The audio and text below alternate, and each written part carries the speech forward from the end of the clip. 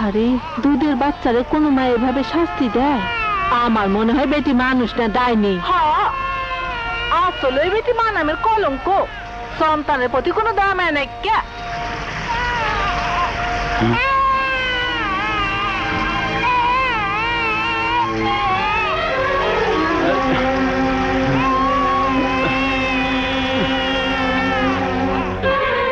এই বাচ্চা কার? কার বাচ্চা এটা? ওই যে ওই বেটি। কিরে বোন, অবুধ ছেলেটারে বৃষ্টিতে ভিজাইতাছ? নাও, কুলে নাও। মার কোলে শুয়ে থাকার ভাগ্য নিয়েও জন্মায় নাই। ওর জায়গা ওইখানেই, যেখানে এতক্ষণ ছিল। তার মানে পুরাটারে মাইরে ভালাইতে চাও?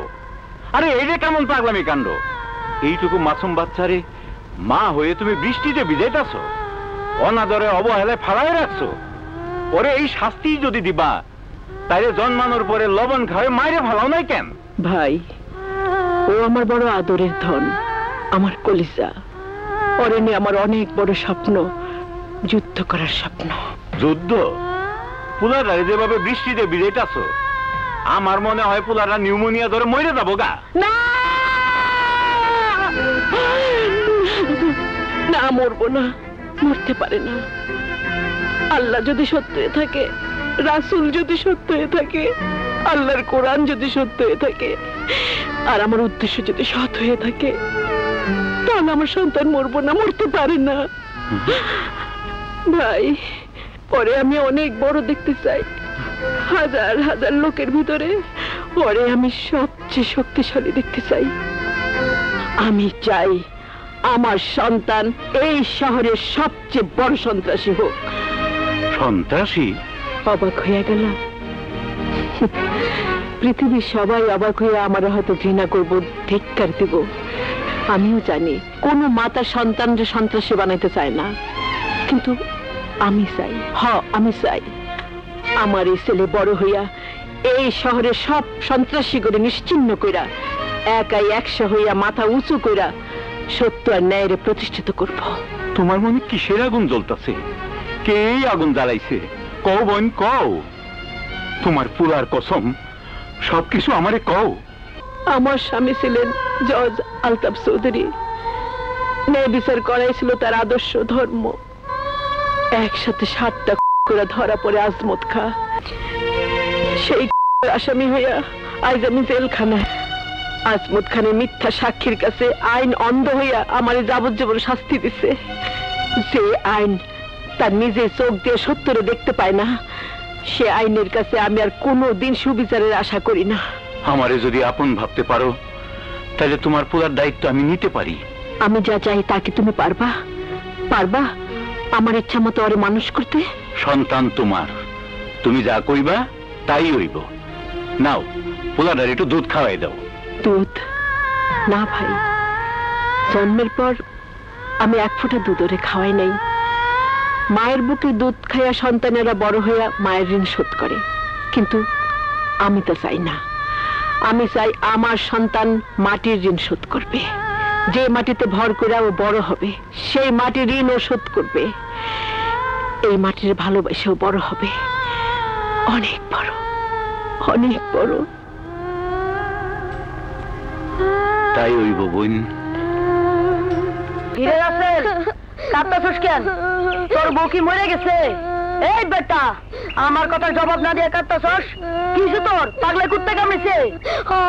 পেটে কামড়াইতেছে, আব্বা খাবার নিয়ে আসে নাই, বড্ড খিদা লাগছে বিপ্লব ভাই। বেটা হাদারাম, খিদার কান্দ না এত? তাহলে বউ মনে কাঁদবি কত? চল।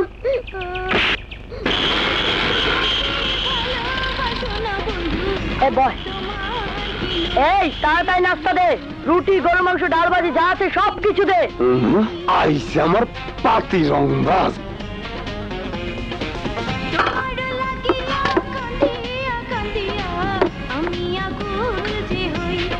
কি রে বেটা, নাস্তা এই আর কিছু নাই? আছে, আমার মাথাটারে রান্না করে দেই। না, তোমার মাথা ছাগলের মাথার চেয়েও শক্ত হইব, কামড়ায় খাইতে পারব না। এই রাসেল খা।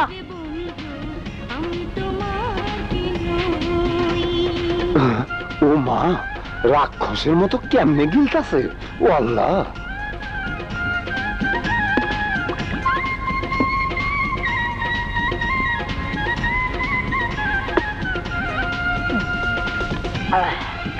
দই নাই? না নাই। কাল সকালে রুটি খামো না, খিচুড়ি খামো, ভালো করে রান্না করে রাখো। আসি। আজ তোর বিল দিলে তো কাল খাবি। কি বিল চাইতেছো? কয় টাকা খাইছি? 200 টাকার উপরে তো হইব না। সরকারি জায়গায় হোটেল দিছো, ভাড়া লাগে না? প্রতি মাসে ভাড়া থেকে বিল নিয়ে নিও। মনে হয় তুই নিজেই সরকারের বাপ। বিল না দিলে কাল খাইতেইবি না। আইবি না কেন? তুই তো একটা বেজম্মা। বেজম্মা গো লজ্জা থাকে না। কি করি? আমি বেজন্মা? খাওয়া আমার হাত পড়ায় দিছে রে। আমি গেছি রে। ওরে বাবা রে, আমি গেছি রে। বিপ্লব, আজ কয়টা কাম করছস? এক পোলা আমার বকা দিছিল, ওর হাত আমি ভাঙিয়ে দিছি। আর ওই কদমালি দোকানদার চাইলের সাথে পাথর মিশিয়ে বিক্রি করতেছিল, তা দেখা হ্যারেই পাথর খাওয়া দিছি। আর করিম রে মারছস? হ, তোমার কাছে নালিশ দিছে, তাই গুলতি মাইরা কপালও ফাটাই দিছি। কামটা ভালো করস নাই। মুরব্বীদের গায়ে হাত তুললে আল্লাহ বেজার হয়। হে আমারে বেজন্মা কইলো কেন? আমি কি বেজন্মা? চুপ করে আছো কেন? তোমার ভাব দেখে মনে হয় আসলেই আমি বুঝি বেজন্মা। বিপ্লব, মারছো, আরো মারো, তবু আজ তোমার কই দেব কে আমি, কি আমার পরিচয়। এই যে রাসেল, ওর বাপ তুমি। তাহলে আমার বাপ কই? আমার মা কই? বুঝছি, করিম চাচা যা কইছে তাই ঠিক। না, ঠিক না। তোর পরিচয় আছে। তোর পরিচয় জেলখানার ভিতরে কান্ত আছে। জেলখানার ভিতরে? কে কে ওইখানে? কও চাচা, কও। তোর মা। মা? মা? আমার মা? মা?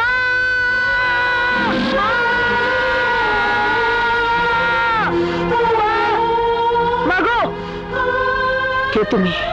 আমি তোমার বিপ্লব। কাশিম চাচা আমার সব কইছে মা, সব কইছে। মা, মাগো, তুমি মুখ ফিরে আসো কেন মা? আমার দিকে একটু ফিরে চাও মা, ফিরে চাও।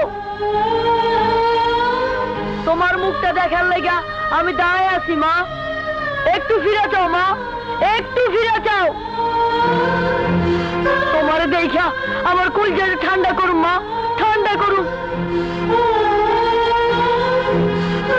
মা, মারে একটু ফিরে তাকা মা, তাকা। এই, সময় শেষ, যা। মা!